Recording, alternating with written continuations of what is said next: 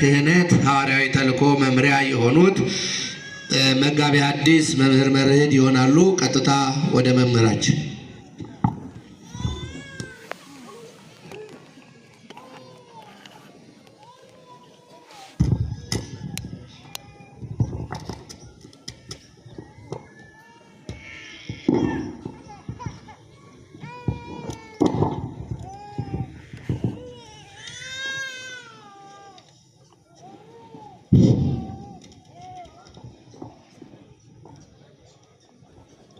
ሐሳበ ሕሊናችንን እንሰብስብ።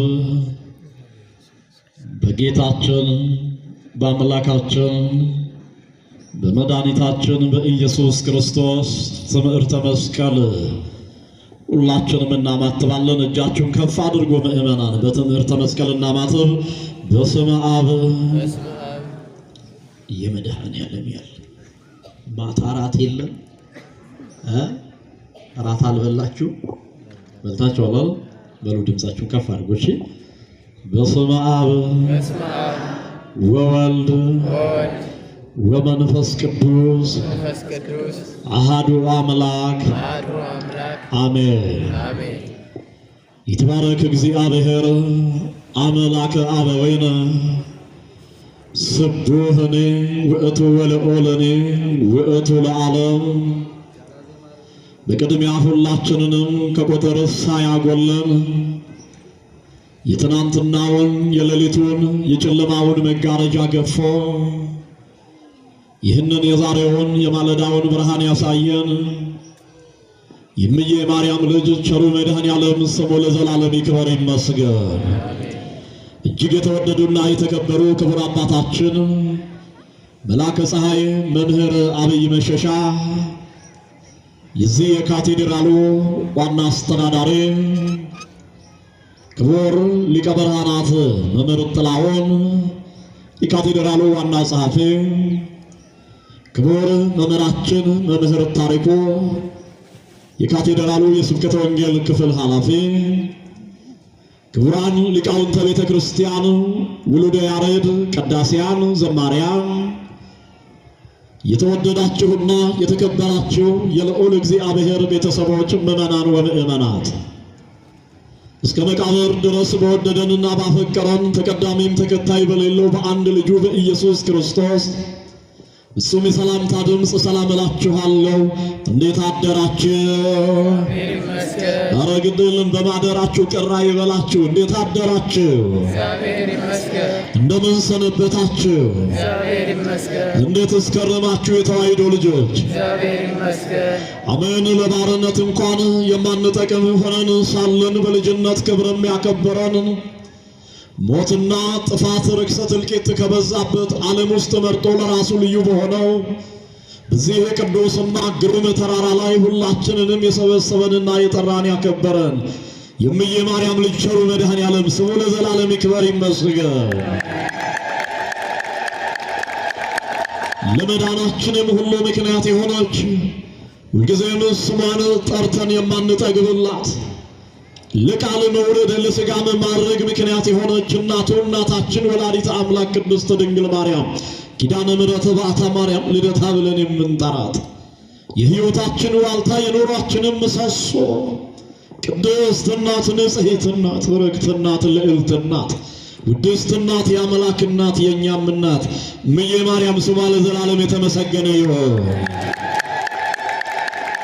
ጻድቃን ሰማዕታት ቅዱሳን ሐዋርያትም ሁሉም እንደየማይረጋቸው እግዚአብሔር እናከበራቸው፣ እግዚአብሔር ከፍ ከፍ እናደረጋቸው ስማቸው ለዘላለሙ የተመሰገነ ይሆንልን። ክብርና ምስጋና ለቅዱሳን ይሁን። አመስግኑት እግዚአብሔር። እንኳን ለጌታችን ለአምላካችን ለመድኃኒታችን ለኢየሱስ ክርስቶስ ብርሃነ ትንሣኤው ሁላችንንም መድኃኔዓለም ከቁጥር ሳያጎለን በዚህ ማለዳ እዚህ ተሰብስበን ከመንበሩ ስር የሚፈልቀውን የወይን ጠጅ እንድንጠጣ የቃሉንም ስብ እንድንቆርጥ እዚህ የጠራን የእምዬ ማርያም ልጅ ቸሩ መድኃኔዓለም በድጋሜ ስሙ ይመስገን። እንኳን አደረሳችሁ። በዚህ አጋጣሚ እግዚአብሔር ቢፈቅድና ቢወድ ለጥቂት ደቂቃ ዛሬ እንድንማርበት ጌታ መንፈስ ቅዱስ ሊገልጥልን የወደደው ማርያም በሚል ርዕስ ነው የምንማር። ማንም በሚል ማርያም። እስቲ ማርያም በሉ ሁላችሁ። ማርያም። ማን በሚል ርዕስ እንማራለን? ማርያም። በዚህ በኩል ያላችሁ ማርያም። ማርያም በሚል ርዕስ ትንሽ ደቂቃ እንማራለን። ማን ያስተምረን? እግዚአብሔር። ማን ይናገረን? እግዚአብሔር። ማን ይምከረን? እግዚአብሔር። ማን ይገስጸን? እግዚአብሔር። እውነት ነው የተዋሕዶ ልጆች ሁላችንንም ቅዱሱ አምላካችን እግዚአብሔር እርሱ ያስተምረን። ለምን ቢባል የሰው አስተማሪ ስለሌለው ምእመናን። ምክንያቱም ለምን መሰላችሁ? ሰው ቢናገር የሰው ልብ ያቆስላል። ሰው ቢናገር ሰውን ያሳዝናል። ሰው ቢናገር ሰውን ያስቀይማል። ሰው ቢናገር ሰውን ያስከፋል። የተዋሕዶ ልጆች ነገር ግን እግዚአብሔር ሲናገር የደከሙ ሰዎች ይበረታሉ። እግዚአብሔር ሲናገር ያዘኑ ሰዎች ይጽናናሉ። እግዚአብሔር ሲናገር በሕይወታቸው፣ በኑሯቸው፣ በትዳራቸው፣ በንግዳቸው፣ በትምህርታቸው፣ በአጠቃላይ ነገራቸው ተስፋ የቆረጡ ሰዎች ተስፋቸው ይቀጠላል። የተዋሕዶ ልጆች ምእመናን እግዚአብሔር ሲናገር እድል ፈንታቸው፣ ጽዋ ተርታቸው መቃብር እንኳን ቢሆን ነገን ፍቱልን፣ መቃብሩን ክፈቱልን፣ ድንጋዩን አንከባሉልን ሳይሉ ይነሳሉ። ክብርና ምስጋና ለአምላካችን ለእግዚአብሔር ይሆን። ለዚህ ነው ታላቁ ሊቅ ቅዱስ ዮሐንስ አፈወርቅ እንዲህ ይላል፣ ሀበነ እግዚኦ አዕይንተ አእምሮ ወስረኪያከ ይርአያ። አቤቱ ቅዱሱ አምላካችን እግዚአብሔር ሆይ አለ፣ ይሄ የውጭ ጆሮአችንን ሳይሆን ውሳጣዊ የሆነውን የልባችንን ዓይን የልባችንን ጆሮ አንተ ክፈትልን ይላል። እውነት ነው የተዋሕዶ ልጆች፣ አሁን በዚህ ባለንበት ዘመን ይሄ የውጭ ጆሮአችን ሁልጊዜም የሚሰማው ነገር የሚያሳርፍ ነገር አይደለም። ይሄ የውጭ ጆሮአችን ሁሌም የሚሰማው ነገር ልብን የሚያርድ ጉልበትን የሚያብረከርክ የሚረብሽ ነገር ነው ሁሌ የምንሰማው። ዛሬ ግን አምላካችን እግዚአብሔር በምንሰማው መለኮታዊ ቃል ልባችንን ከቃሉ በታች እንዲያሳርፍልንና ወደ ቀደመው ሃይማኖታዊ ጥንካሬያችን እንዲመልሰን ጌታ መንፈስ ቅዱስ ሁላችንንም ይርዳን። መጽሐፍ ቅዱስ እንዲህ ይላል። በዚህ በመጽሐፈ ምሳሌ ምዕራፍ 1 ቁጥር 33 ጀምራችሁ ስታነቡ የእግዚአብሔር ልጆች እግዚአብሔር ከዛሬ ብዙ ሺህ ዘመን በፊት ጀምሮ እንዲህ ይናገረናል። እኔን የሚሰማ እሱ በእርጋታ ይቀመጣል፣ ከመከራ ስጋትም ያርፋል ይላል። መድኃኔዓለም ከመከራ ስጋት ይሰውረን፣ ከመከራ ስጋት ይሰውረን። ማርያም የሚለውን ርዕስ የተዋሕዶ ልጆች ምእመናን እንዲሁ እንደ እንግዳ ደራሽ እንደ ውሃ ፈሳሽ ያነሳ ነውም አይደለም። በመሰረቱ የዚህ ትምህርት መሰረታዊ አስፈላጊነት ክርስቲያኖችን ከድካም ወደ ብርታት በማሸጋገር ወደ ቀደመው ሃይማኖታዊ ጥንካሬያቸው መመለስ ነው። ምክንያቱም ዛሬ ብዙዎቻችን በሃይማኖት አላም ደግሞ በክርስትናው የሕይወት ምዕራፍ ውስጥ እንኖራለን እንላለን እንጂ ዘመናዊነት የእግዚአብሔርን ቤት ካስረሳን፣ ዓለምም ደግሞ ጽድቃችንን እንደ ቀልድ ከነጠቀችብን ብዙ ጊዜ ሆነናል። በዚህ ላይ እኛ እግዚአብሔር ሲናገር ካለመስማታችን የተነሳ የተቀደሰውን የአምላካችን የእግዚአብሔርን ግሳጼው በሕይወታችን ውስጥ ስለማያልፍ አሁን ብዙዎቻችን በዚህ ዘመን በኑሯችን ማረፍ አልቻልም። ብዙዎቻችን በትዳራችን ማረፍ አልቻልም። ብዙዎቻችን በንግዳችን ማረፍ አልቻልም። ምናልባት የተዋሕዶ ልጆች በዚህ ዘመን ዕውቀት አለን የምንለውም ሰዎች ጠቅላላ በዕውቀታችን ምናልባት የዓለምን ሕዝብ እጁን በአፉ ላይ የሚያስጭን አስደናቂ ነገር እንኳን ብንሰራ፣ ቤታችንን በከዋክብትና በጨረቃ መካከል እንኳን ብንሰራ የተዋሕዶ ልጆች ማረፍ አልቻልም። የሚያሳርፈን ስብራታችንን የሚጠግነው እንባችንን የሚያብሰው አምላካችን እግዚአብሔር ዛሬ በምንሰማው ቃል ሁላችንንም እንዲያጸናን ቅዱስ ፈቃዱ ይሆነል። ማርያም ይላል የትምህርታችን ርዕስ። በመሰረቱ የሁላችሁ ከላይ እንደነገርኳቸው ይህንን ርዕስ እንዲሁ ያለ ምክንያት አላነሳ ነው። እንደሚታወቀው ዛሬ ሚያዝያ 21 ቀን ነው።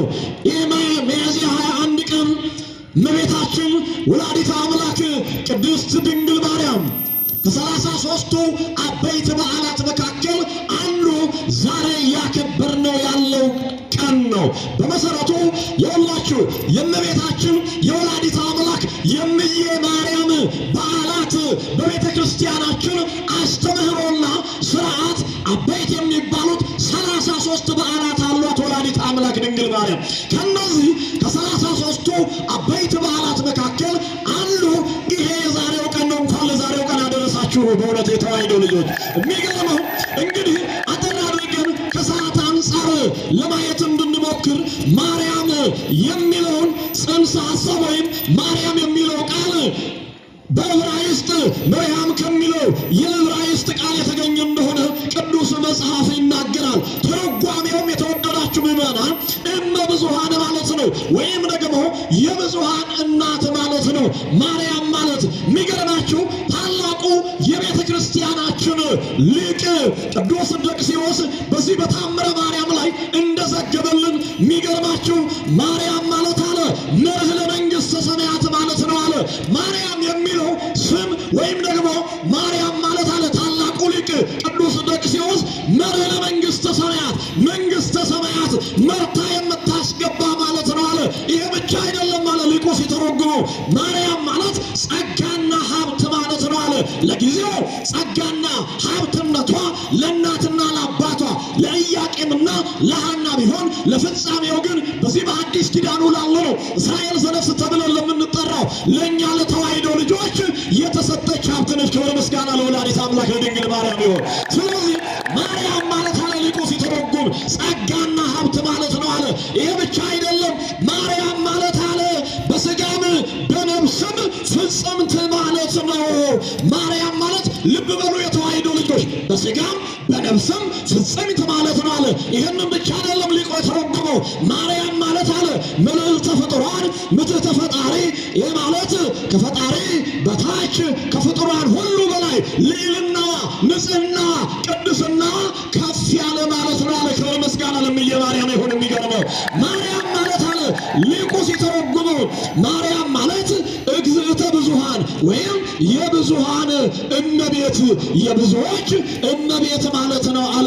የሚገርመው እንግዲህ የተወደደ እግዚአብሔር ልጆች ማርያም ወይም እመቤታችን ቅድስት ድንግል ማርያም እንደሚታወቀው ዓለም ከመፈጠሩ በፊት 20 ዓለማት 22ቱም ስነ ፍጥረታት ከመፈጠሩ በፊት ይላል ታላቁ ሊቅ ቅዱስ አንብሮስ፣ ታላቁ ግብፃዊ ቅዱስ አንብሮስ እንዲህ ብሎ ተረጎሙ።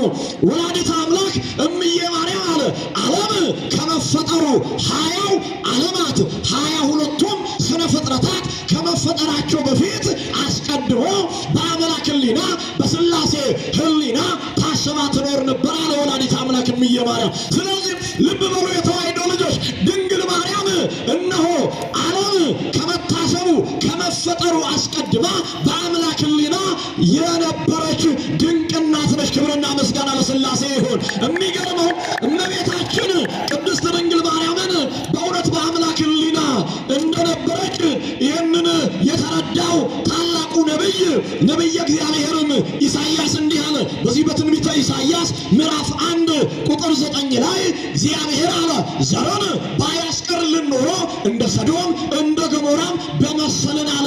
ያቺ አስቀድማ ዓለም ከመፈጠሩ በፊት በሥላሴ ሕሊና በእግዚአብሔር ሕሊና ታስባ ትኖር የነበረች ወላዲተ አምላክ እሷ ባትሰጠን እሷ ባትፈጠር ኖሮ እንደ ሰዶምና እንደ ገሞራ።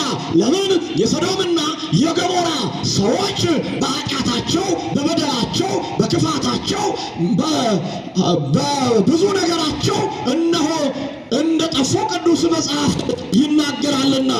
ቀርመው እመቤታችን ወላዲተ አምላክ ቅድስት ድንግል ማርያም የብፅዓት ወይም ደግሞ የስዕለት ልጅ ነች። ልብ በሉ የተዋሕዶ ልጆች የምን ልጅ ነች? የምን ልጅ ነች? ወላዲተ አምላክ የስዕለት ልጅ ነች። የብፅዓት ልጅ ነች። እናትና አባቷ ኢያቄምና ሐና ይባላሉ። ወላጆቿ የሚገርመው ከቅዱሳኑ ወገን የሚጀመሩ ናቸው። የሚገርመው እመቤታችን ወላዲተ አምላክ ቅድስት ድንግል ማርያም ከላይ እንደነገርኳቸው የብፅዓት ወይም ደግሞ የስዕለት ልጅ ነች። በስዕለት የተገኘች በስዕለት የተወለደች ናት ወላዲተ አምላክ ቅድስት ድንግል ማርያም። ስለዚህ አባቷ ኢያቄም እናቷ ሐና ደግሞ የሚገርማችሁ ለብዙ ዘመናት መጽሐፍ እንደው ለመመልከት ያክል ተመልሰን በዚህ መዝሙረኛው ዳዊት በመዝሙር 86 ቁጥር 1 ላይ መሰረታትያ ውስተ አድባር ቅዱሳን ቅዱሳን መሰረቶቿ አለ የተቀደሱ ናቸው አለ። እመቤታችን ወላዲተ አምላክ ቅምቅም አያቶቿ መሰረታት የውስጥ አድባር ቅዱሳን ምን ማለት ነው? መሰረቶቿ አለ የተቀደሱ ተራሮች ናቸው ይላል። ልብ በሉ። የእመቤታችን የወላዲተ አምላክ የቅድስት ድንግል ማርያም ቅምቅም አያቶቿ ቅድመ አያቶቿ ቴክታና ጴጥርቃ ይባላሉ።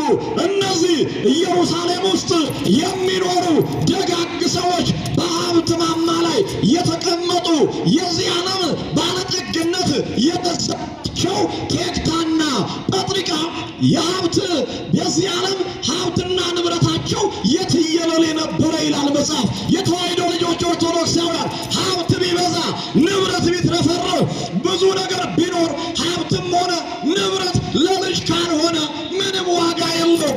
የሚገርመው ቴክታና ጴጥርቃ እጅግ ባለጠጎች ነበሩ ይላል። ልብ በሉ የተወደዳችሁ ይመናል። በዘመናችንም እንደምታውቁት ብዙ ባለጠጎች ብዙ ሀብት ያላቸው ቤታቸውን በከዋክብት መካከል የሰሩ ነገር ግን ልጅ የሌላቸው በልጅ ጦት ትዳራቸውን የፈቱ በልጅ ጦት የሚሰቃዩ በልጅ ጦት በእውነት ብዙ ነገራቸው የፈረሰ ብዙ ኢትዮጵያውያን አሉ። በመሰረቱ የሁላችሁ ልጆች የእግዚአብሔር ስጦታዎች ናቸው። የማስጦታ የማስጦታ ምዕመናን ሰው ስለተኛ ልጅ አይወልድም። ልጅን የሚሰጥ እግዚአብሔር ነው። የሚገርማችሁ ከላይ እንደነገርኳችሁ ቴክታና ጴጥርቃ እጅግ ባለጠጎች ነበሩ። ነገር ግን የሚገርማችሁ ምንም ባለጠጎች ቢሆኑ ምንም ሀብታቸው ቢበዛ የአብራካቸው ክፋይ የልባቸው ማረፊያ የዓይናቸው መተከሻ የሆነ ልጅ ስላልነበራቸው ዕለት ዕለት ያዝኑ ነበረ። ለእግዚአብሔር ከሐዘን ይሰውራችሁ፣ ከሐዘን ይሰውረን የተዋሕዶ ልጆች። የሚገርመው አንድ ቀን የሚገርማችሁ ወደ ቤተ መዛግብቱ ገባና አንድ ነገር ተመለከተ። የሀብቱን ብዛት የሀብቱን ዝርዝር ተመለከተ ይላል መጽሐፍ። ከዚህ በኋላ ወደ ጴጥርቃ መጣና እንዲህ አላት፣ ሀብታችን ብዙ ነው፣ ንብረታችን ብዙ ነው፣ ለማን እናወርሰዋለን? ምን ይሻላል አላት። በዚህ ሰዓት እሷ እንዲህ አለችው፣ እባክህን ሂድና እግዚአብሔር ከኔ ልጅ ባይሰጥ ከሌላ ይሰጥ ይሆናል፣ ሂድና ከሌላ ውለድ አለችው። እርሱም እንዲህ አላት ይላል፣ ያው እግዚአብሔር ምስክሬ ነው አላደርገውም አላት። ልብ በሉ የተዋሕዶ ልጆች፣ ዛሬ በእኛ ዘመን ብዙ ሰዎች በትዳራቸው ላይ በሚማግጡበት ዘመን ላይ እንዲህ አይነት ደጋግ ለትዳራቸው ታማኝ ሰዎች ነበሩ። የተወደዳችሁ ምዕመናን ለትዳራችን እንድንታመን እግዚአብሔር ይርዳን። አሜን አትሉ? እግዚአብሔር ይርዳን ሁላችንም። እና የሚገርመው አንድ ቀን ቴክታና ጴጥርቃ ሕልም አለሙ ይላል ታሪክ ስናሳጥር። የእመቤታችን የእምዬ ማርያም ቅምቅም አያቶች ናቸው እነዚህ ሰዎች። እና የሚገርመው ሕልም አለሙ። ሕልማቸው ምንድን ነው ብለን አጠር አድርገን ስንመለከት እንቦሳይቱ እንቦሳን እየወለደች 6 ድረስ ወለደች። 6ኛይቱ ደግሞ ጨረቃን ስትወልድ፣ ጨረቃ ደግሞ ፀሐይን ስትወልድ ይህንን ሕልም ተመለከቱ ይላል መጽሐፍ። የሚገርማችሁ ወደ መተርጉመ ሕልም ሄዱና ሕልማቸውን ለማስፈታት እንዲህ አይነት ነገር አይተናል። እንቦሳይቱን እየወለደች እስከ 6ኛይቱ ጨረቃን ስትወልድ፣ ጨረቃ ደግሞ ፀሐይን ስትወልድ ተመለከትን። ምንድነው አሉትና ወደ ሕልም ፈቺው ዘንድ ሄዱት። እንዲህ አላቸው፣ በእውነቱ እግዚአብሔር እናንተን በምሕረት ዓይኖቹ ተመልክቷችኋል። እግዚአብሔር በምሕረት ዓይኖቹ ጎብኝቷችኋል። ደጋግ ልጆችን ተወልዳችሁ። የሚገርመው የፀሐይ ጨረቃ ደግ ልጅ ናት። እናም የሚገርመው እቺ ጨረቃ እንደ ንግሥት እንደ ነቢይ እንደ ካህን ያለ ልጅ ትወልዳላችሁ። የፀሐይ ነገር ግን አልተገለጠልኝም አላቸው። ጨረቃ የተባለችዋ ወላዲት እምዬ ማርያም ነች። ክብርና ምስጋና ለአምላካችን ለእግዚአብሔር ይሁን። አሁን እነዚህ ሁለቱ ደጋግ ሰዎች እግዚአብሔር ስለታቸውን፣ እግዚአብሔር ልመናቸውን፣ እግዚአብሔር ጩኸታቸውን፣ እግዚአብሔር ጸሎታቸውን ሰማና የመጀመሪያ ልጅ ወለዱ። ረከብኩ ስለቴ ሲሏት የወለዷትን የመጀመሪያ ልጅ ሄሜን አሏት ይላል። ሄሜን ዴርዴን ወለደች። ዴርዴ ቶናን ወለደች። ቶና ሲካርን ወለደች። ሲካር ሄርሜላን ወለደች።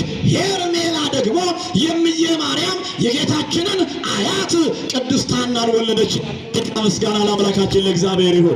የሚገርመው ቅድስት ሐና ለአቅመ ሔዋን ስትደርስ የእመቤታችን እናት ማለት ነው ቅድስት ሐና ለአቅመ ሔዋን ስትደርስ ከነገደ ይሁዳ ከነበረ ኢያቄም ለተባለ ለአንድ ደግ ሰው ተዳረችና በትዳራቸው ደስተኞች፣ በትዳራቸው ስኬታማዎች ነበሩ ሐናና ኢያቄም። ታዲያ እነሱም እንደ ቅምቅም አያቶቻቸው ያለ ነገር ገጠማቸው። ሐና ማህፀኗ ተዘግቶ ነበረ። ስለዚህ ያዝኑ ነበረ፣ ይጸልዩ ነበረ። እግዚአብሔር ጸሎታቸውን ልመናቸውን እንዲያዳምጥ ዕለት ዕለት ወደ ምኩራቡ እየሄዱ ወደ ሲናጎጉ እየሄዱ እግዚአብሔር የልባቸውን ማረፊያ የዓይናቸውን መተከሻ እንዲሰጣቸው ልጅ ይማጸኑ ነበር ይላል። አንድ ቀን ታሪክ ስናሳጥር ቅድስት ሐና ወደ ምኩራቡ ሄዳ እዛ ጸሎት ካደረጉ በኋላ አረፋሉ ኢያቄምና ሐና። የሚገርማቸው ርግቦች ከልጆቻቸው ጋር ሲጫወቱ የእምዬ ማርያም እናት ቅድስት ሐና ተመለከተችና ምርር ብላ አለቀሰች ይላል። እግዚአብሔር ሆይ ምነው ማኅፀኔን ዘጋኸው? ለእነዚህ አዕዋፋት እንኳን ልጅ የምትሰጥ አንተ ድንቅ አምላክ ምነው እኔን ረሳኸኝ? ምነው እኔን ዘነጋኸኝ? ብላ እንባዋን እንደ ክረምት ጅረት እያፈሰሰች ወደ እግዚአብሔር ጸለች፣ ወደ እግዚአብሔር ለመነች። እግዚአብሔርን ልመናዋንና ጸሎቷን የሚሰማበት ጊዜና ሰዓት ተቃርቦ ነበረና ቅድስት ሐና እዛው ሆና ቤተ መቅደስ ቅጥር ግቢ ውስጥ ሆና እንቅልፍ ሸበብ አደረጋት ይላል ታላቁ ሊቅ ቅዱስ ደክሲዮስ። የሚገርማችሁ ከዚህ በኋላ እንዲህ ሆነ።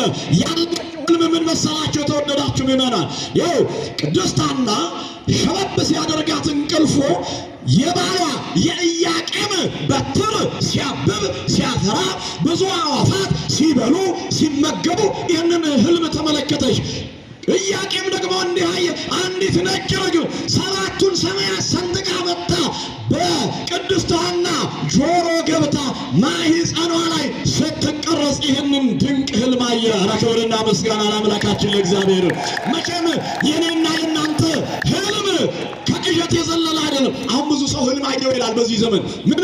የኔና የእናንተ በዚህ ዘመን ያለው አብዛኞቻችን ምናልባት ከቅዠት የዘለለ አይደለም። የሚገርመው እነዚህ ደጋግ ሰዎች፣ እነዚህ ቅዱሳን፣ እነዚህ ጻድቃን ግን የተመለከቱት ሕልም ነበረ። የሕልማቸውን ፍቺም ደግሞ እግዚአብሔር አሳይቷቸዋል። በዚህ ዘመን ብዙ ሰው አይታችሁ ከሆነ ከተራራ ላይ ወደ ባህር ውስጥ ሲጠልቅ ያልማል። ምናልባት ጥልቅ ባህር ውስጥ ሲወድቅ ያልማል። በዚህ ዘመን የኔና የናንተ ሕልም እንዲህ ነው። የሚገርማችሁ አንድ ሰው ይላል፣ አንድ መጽሐፍ ላይ ሳነብ ሕልም አለመ ይላል። ከኔ ጋር ናችሁ? እግዚአብሔር ከሁላችን ጋር ይሁን። ይሄ ሰው ሕልም አለመ። ያለመው ሕልም ምን መሰላችሁ? አንድ ፊጋ በሬ በቀንዱ ሲያገላብጠው ሕልም ያያል። ምን ያያል? ምን ያያል? ምን ያያል? ሕልም ያያል። ይሄ ያየው ሕልም ይሄ በሬ ሲያገላብጠው አየና ብዙ ጊዜ ሕልም ያልማልና ወደ ሕልም ፈቺ ወደ አንዲት መበለት እየሄደ ሕልሙን በየቀኑ ያስፈታ ነበርና እኚህ አሮጊት ደግሞ የዚህን ሰው ሕልም መፍታት ሰልችቷቸዋልና አንተ ምንድነው ዛሬ ደግሞ ያየው ሕልም አሉት። እንደው ይገርሞታል እናቴ፣ ያየው ሕልም የሚገርም ነው። አንድ ትልቅ ፊጋ በሬ በቀንዱ ሲያገላብጠኝ አደረ አላቸው። ወይ አሉት። ከዛ ቅድም እንዳልኳችሁ የዚህን ሰው ሕልም መፍታት ሰልችቷቸዋልና ለመሆኑ አሉት ምን አይነት ፍራሽ ላይ ነው የምትተኛው አሉት። የምተኛውማ ፍራሽ የሳር ፍራሽ ላይ ነው አላቸው። ወይ ባይገልህ ነው የሚገርመኝ፣ ምግቡ ላይ ተኝተህ ባይገልህም እንዲህ በቀንዱ ባያገላብጥህ ነበር የሚገርመኝ። የኔና የናንተ ሕልም ከዚህ የዘለለ አይደለም። የተወደዳቸው በጎ ሕልም ያሳየን መድኃኔዓለም አሜን አትሉም ወይ? መልካሙን ሕልም ያሳየን መድኃኔዓለም። እና እነዚህ ሁለት ሰዎች ያለሙት ሕልም የሚገርም ሕልም ነበርና ወደ ቤታቸው ገቡ። ከዛም በቅዱስ ገብርኤል ብስራት በቅዱስ ገብርኤል አብሳሪነት አማካኝነት ይገርማቸዋል። ታሪክ ስናሳጥር ነሐሴ 7 ቀን 5484 ዓመተ ዓለም እምዬ ማርያም ነሐሴ 7 ቀን ተጸነሰች። ክብርና ምስጋና ለእግዚአብሔር ይሁን። ከዚህ በኋላ ከ9 ወር ከ5 ቀን በኋላ ታሪክ ስናሳጥር ወላዲተ አምላክ ቅድስት ድንግል ማርያም በ5485 ዓመተ ዓለም ግንቦት 1 ቀን እምዬ ማርያም የሁላችን እናት በሊባኖስ ተራራ ግንቦት 1 ቀን ተወለደች። ክብር ምስጋና ለእግዚአብሔር። አሁን ልብ በሉ ወላዲተ አምላክ ቅድስት ድንግል ማርያም ቅድም ነግሬያቸዋለሁ መግቢያ ላይ የስዕለት ልጅ ነች ብያቸዋለሁ። የምን ልጅ? የስዕለት ልጅ ነች። የብፅዓት ልጅ ነች ወላዲተ አምላክ ቅድስት ድንግል ማርያም። እናም ወላዲተ አምላክ ታሪክ ስናሳጥር ከተወለደች በኋላ ይገርማችኋል 3 ዓመት በእናት በአባቷ ቤት ኖረች ይላል። ስንት ዓመት ምመና? 3 ዓመት በእናት በአባቷ ቤት ኖረች። ታዲያ 3 ዓመት ሲሞላት ቅድስት ሐና እንዲህ አለችው ባልተቤቷን ቅዱስ ኢያቄምን እንዲህ አለችው፣ ወዳጄ ወንድሜ አለችው። ይገርመኛል እኔ የተዋሕዶ ልጆች የዱሮ ባልና ሚስቶች እጅግ ይዋደዳሉ፣ እጅግ ይፈቃቀራሉ፣ እጅግ ይከባበራሉ። እንደ ዘንድሮ አይደለም። የዘንድሮ ፍቅር ከከንፈር የዘለለ አይደለም። እውነተኛውን ፍቅር በእውነት ፍቅርን እንደ ሸማ መድኃኔዓለም ያልብሰን ሁላችንን። እና የሚገርማችሁ ወዳጄ ያለችው ይኸው ይቺ ልጅ አለችው። ልብ በሉ ሆዷ ሳይወድ አፏ ሳይለምድ ወደ ተሳልነው ስለት እናስገባ፣ ለእኛ እንጨት ለቅማ ውሃ ቀርታ እንድታገለግለን እንዳልተሳል አስታውሳለችው። ወዲያውኑ ይገርማችኋል መባውን ይዘው ታኅሳስ 3 ቀን በ5488 ዓመተ ዓለም ወላዲተ አምላክ ቅድስት ድንግል ማርያም የእኛ እናት ታኅሳስ 3 ቀን ወደ ቤተ መቅደስ ገባች። ክብርና ምስጋና ለሥላሴ ይሆን። አሁን በቤተ መቅደስ ልብ በሉ ምዕመናን፣ በቤተ መቅደስ ወላዲተ አምላክ ቅድስት ድንግል ማርያም እንደው ታሪኩ ሰፊ ነውና ነው እንጂ እንደው አጠር አድርገን ስንመለከተው የሚገርማችሁ ወደ ቤተ መቅደስ ይዘዋት ሲመጡ በዘመኑ የነበረው ሊቀ ካህን ይላል መጽሐፍ ዘካርያስ ነበረ። ይሄ ዘካርያስ በጣም ተጨነቀ። ምን አበላታለሁ፣ ምን አጠጣታለሁ አለ ይላል። ልብ በሉ ዛሬ ልጆቻችንን ምን እናበላለን፣ ምን እናጠጣለን ብላችሁ የምትጨነቁ የተዋሕዶ ልጆች ኦርቶዶክሳውያን እግዚአብሔር ላያበላን ወደዚህ ዓለም አላመጣንም፣ ላያጠጣንም ወደዚህ ዓለም አላመጣንም። ለምን? እግዚአብሔር ምዕመናን በሚበላና በሚጠጣ ነገር አይታማም። ለምን መሰላችሁ? የዚህ ዓለም ነገር አለ ከራት በኋላ እንዳለው እንደ ዳረጎት ለሁላችሁም ይጨመርላችኋል ተብለናልና ብዙ አትጨነቁ፣ ብዙ አታስቡ የተወደዳችሁ የእግዚአብሔር ልጆች። እናም የሚገርማቸው ካህኑ ዘካርያስ ግን ምን አበላታለሁ ብሎ ተጨነቀ። ወዲያውኑ ሊቀ መልአክ ቅዱስ ፋኑኤል ህብስተ ሰማያዊ ጽዋ ሰማያዊ ይዞ መጥቶ ወላዲተ አምላክ ድንግል ማርያምን ያቺ የ3 ዓመቷን እንቦቆቅላ እንደው ታሪክ ስናሳጥር ይገርማችኋል ከፍ አድርጎ ከምድር ትንሽ ከፍ አድርጎ በአንድ ክንፉ ጋርዶ በአንድ ክንፉ ደግሞ ወላዲተ አምላክ ድንግል ማርያምን ህብስተ ሰማያዊንና ጽዋ ሰማያዊን መግቦ አድርጓል ይላል። ክብር ምስጋና ለቅዱስ ፋኑኤል ይሁን። ከዚህ በኋላ ዘካርያስ እንዲህ አለ፣ የምግቧ ነገር ከተያዘልን ይቺ ብላቴና ወደ መቅደስ ትግባ ተባለ። ወላዲተ አምላክ ድንግል ማርያም 12 ዓመት በቤተ መቅደስ ኖረች። ስንት ዓመት? 12 ዓመት። ቅድም በእናት በአባቷ ቤት ስንት ዓመት? 3 እና 12 15 ዓመት። አሁን ልብ በሉ 15 ዓመት ሆናት። ልክ 15 ዓመት ሲሆናት አይሁዳውያን በእምዬ ማርያም ላይ በቁጣ ተነሱባት። የሚገርማችሁ ወደ ካህኑ ወደ ዘካርያስ መጡና እንዲህ አሉት የተወደዳችሁ የእግዚአብሔር ልጆች ይህች ብላቴና ቆንጅታለች።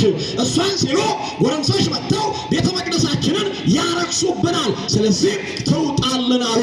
ዘካርያስ ታሪክ ስናሳጥር ወደ እምዬ ማርያም መጣና ልጄ ምን ላደርግ ትውጣልን እያሉ ነው አላት። ወዲያ ወላዲተ አምላክ ድንግል ማርያም እንዲህ አለች ይላል መጽሐፍ። የሚገርማችሁ ከእግዚአብሔር በታች ያለኸኝ እናቴም አባቴም አንተ ነህ፣ ወደ እግዚአብሔር አመልክትልኝ እንጂማ እኔ ምን አውቃለሁ አለች። ወዲያውኑ ካህኑ ዘካርያስ እግዚአብሔር ቢያመለክትላት እግዚአብሔር ለካህኑ ለዘካርያስ እንዲህ አለው፣ ከነገደ ይሁዳ መካከል ሚስቶቻቸው የሞቱ የአረጋውያኑን የሽማግሌዎችን በትር በቀዳማዊ ሰዓተ መዓልት አስገብተህ በቀዳማዊ ሰዓተ ሌሊት ታስወጣለህ አለውና እንደተነገረውም 1985 በትር ተሰበሰበና ወደ መቅደሱ ገባ።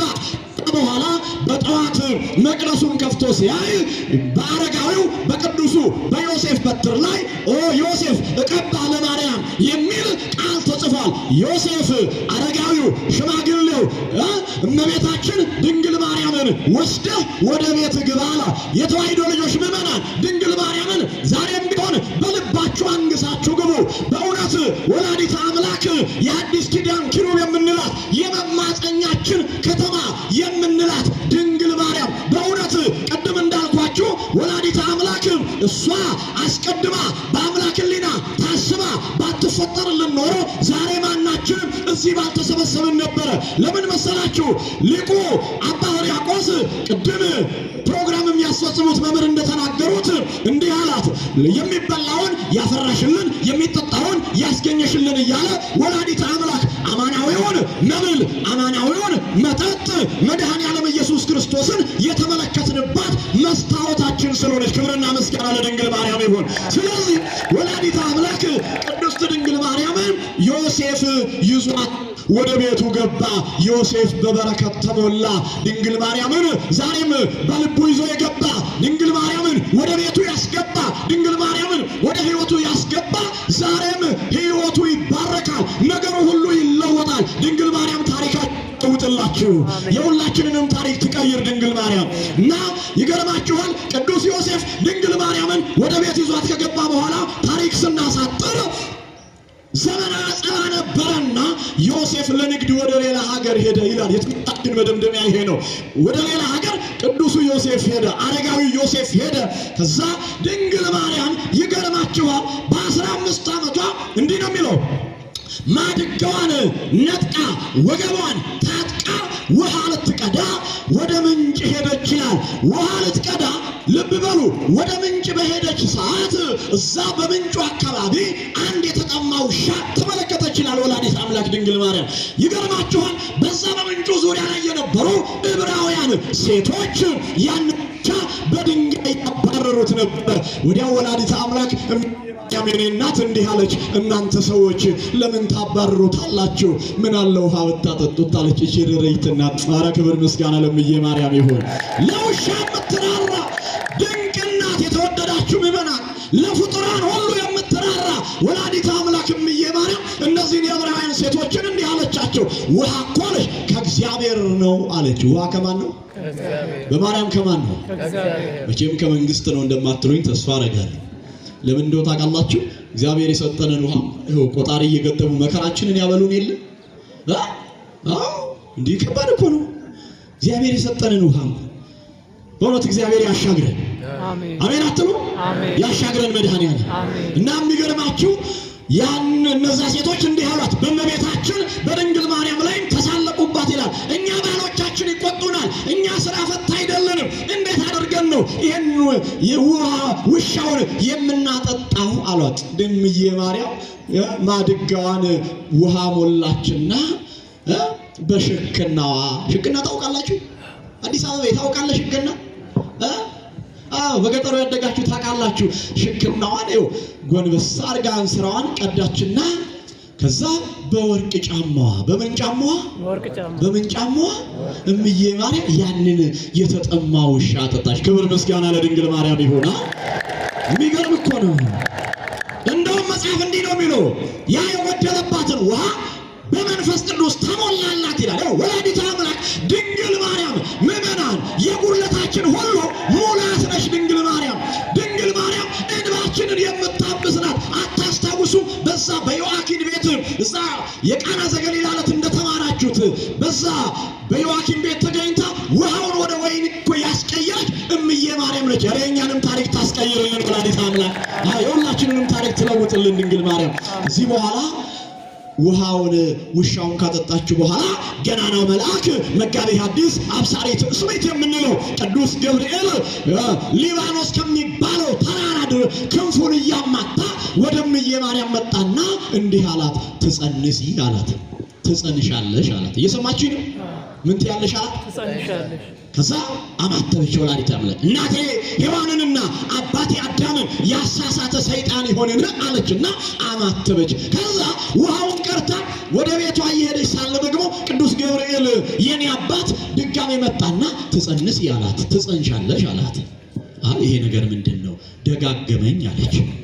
ከዛ እዛ ከደረሰች በኋላ ይገርማችኋል እንዲህ አለች ወላዲተ አምላክ ይሄ ነገር ደጋግሞኛል ወደ ቤተ መቅደስ ሄጄ ልረዳ አለችና ወደ ቤተ መቅደስ ገብታ ሐርና ወርቁን እያስማማች ስትፈትል ይሄ መጋቤ ብርሃናት መጋቤ ሐዲስ ቅዱስ ገብርኤል እንደገና ለሶስተኛ ጊዜ መጣና ትጸንሻለሽ አላት። ክብር ምስጋና ለእምዬ ማርያም ይሁን። ከዛም ቅዱስ ገብርኤል እንደተናገረውም ቀዳማዊውን ቃል ኢየሱስ ክርስቶስን ወላዲተ አምላክ ድንግል ማርያም መጋቢት 29 ቀን ይኩነኒ በከመ ትቤለኒ ባለች ሰዓት አካላዊው ቃል ኢየሱስ ክርስቶስን በህቱም ድንግልና ጸንሳ በህቱም ድንግልና ከ9 ወር ከ5 ቀን በኋላ ይገርማችኋል ታኅሳስ 29 ቀን መድኃኔዓለም ኢየሱስ ክርስቶስን ወለደችልን። ክብር ምስጋና ለድንግል ማርያም ይሁን። አሁን ልብ በሉ ወላዲተ አምላክ እምዬ ማርያም ኢየሱስ ክርስቶስን ያየንባት መስታወታችን የምንላት እንዲሁ እንደ እንግዳ ደራሽ እንደ ውሃ ፈሳሽ አይደለም። ለምን? የዓለም መድኃኒት መድኃኔዓለም ኢየሱስ ክርስቶስን ያስገኘችልን ያሳየችን እሷ ስለሆነች እምዬ ማርያምን በእውነት ሁላችንም ከልባችን እንወዳታለን፣ ከልባችን እናከብራታለን፣ ከልባችን በእውነት ወደ ወላዲተ አምላክ ወደ ድንግል ማርያም እጆቻችንን ዘርግተን እንባችንን አፍሰን እንለምናታለን፣ እንማጸናታለን። እርሷም ደግሞ ከልጇ ከመድኃኔዓለም ፊት ቆማ በምልጃዋ ትረዳናለች፣ ስትረዳንም ትኖራለች። ክብር ምስጋና ለእምዬ ማርያም ይሁን። ወላዲተ አምላክ ትርዳን በእውነት እና ምዕመናን የተዋሕዶ ልጆች ወላዲተ አምላክ በእውነት ለእኛ ለክርስቲያኖች ልዩ ቦታ አለን። እኛ ለምን መሰላችሁ? የመማፀኛችን ከተማ ስለሆነች። ምን አልኳችሁ? አዎ የመማየው የእናት ልመና ፊት አያስመልስ አንገት አያስቀልስም። ምዕመናን ኦርቶዶክሳውያን የተዋሕዶ ልጆች እምዬ ማርያምን ለምኖ ያፈረ የለም። እምዬ ማርያምን ተማጽኖ በእውነት እንባው ሳይታበስ ቀና ሳይል ከዚህ ግቢ ወጣ የለም። ክብር ምስጋና ለመድኃኔዓለም። አሁንም በእውነት ቀናት አድርገን ወላዲተ አምላክ ማርያም ማለት ይቺ ናት። የሰማነውን በልቦናችን ያሳድርብን። የሰማነውን በልቦናችን ያሳድርብን። የታመሙትን ይፈውስልን፣ የታሰሩትን ያስፈታልን፣ የተራቡትን ጌታ መንፈስ ቅዱስ በቸርነቱ ይመግብልን። የሰው ልጅ ፍጻሜው ሲያምር ነውና መድኃኔዓለም የሁላችንን ፍጻሜያችንን ያሳምርልን። ሀገሪቷን ከጥፋት እኛንም ከስደት ይሰውረን። ታቦቱን በመንበሩ ካህናቱን በደብሩ ያኖርልን። ለገበሬው ምርቱን ለነጋዴው ወረቱን ያብዛልን። ክብር ምስጋና ለድንግል ማርያም። እሱ ብድግ ብድግ በሉ። እኔ ቀንሻለሁ።